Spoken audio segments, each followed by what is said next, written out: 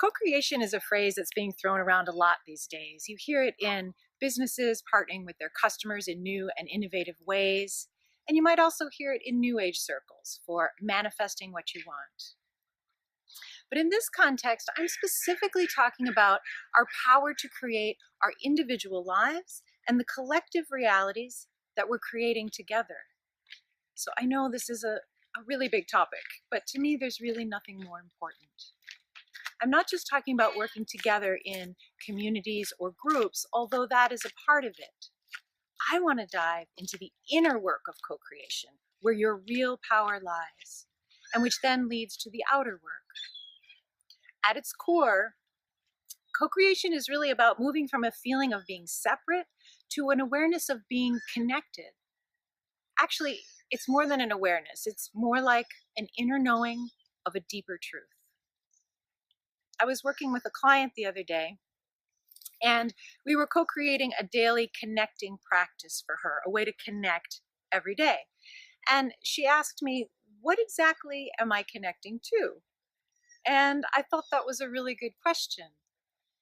So I told her, simply put, you're connecting to yourself, connecting to others, and a piece that we often forget, connecting to something greater. Because to me, there's kind of a virus running in our human software. And that virus tells us, I am alone, I am separate. And okay, that's part of the human design. It begins at birth when we separate from our mother's womb.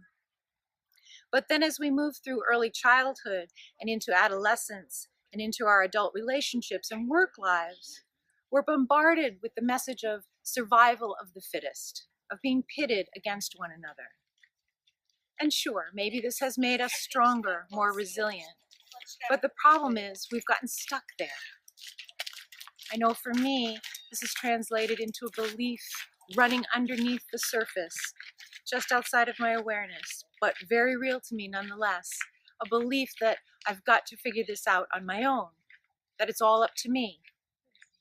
And that worked okay for a while. I accomplished a lot of things, but at what cost?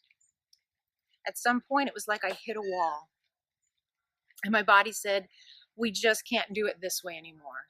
And my adrenals literally burnt out. And I was unable to do much of anything except for try and get through the day. Maybe you have felt this way. Maybe you're hitting a wall. I feel like since we're seeing so many systems breaking down, then it's just not sustainable. I see my daughter with the rigidity of her school, or the hours, the work hours that are inhumane that we're working, and environmental issues. To me, there's nothing more important. And it's why I'm so passionate about this topic, because I believe we're going through a complete paradigm shift from where we were taught to compete to survive. Even those of us who are living on a conscious path, we still battle the insecurity of the ego and this unconscious pattern or program of survival of the fittest. I feel like we're just at the beginning of understanding what it really means to be part of an interconnected, collective ecosystem, and to break out of this kind of bubble that keeps us in a very limited state and constricts our ability to create the life we want and the world that we want. Now more than ever, we need to grow out of our limited perception of separation and tap into the infinite potential of co-creation within ourselves, with others, and with something greater. And for me, this is where the real fun begins. There's all sorts of ways to play with co-creating. And I'd love for you to be a part of the conversation so that we can explore the possibilities together, and that's so you can receive support and practical tools for moving forward. I'll post a link below for my online co-creation forum, where I hope you'll join me in the conversation. It's going to be a lot of fun. I'll see you there.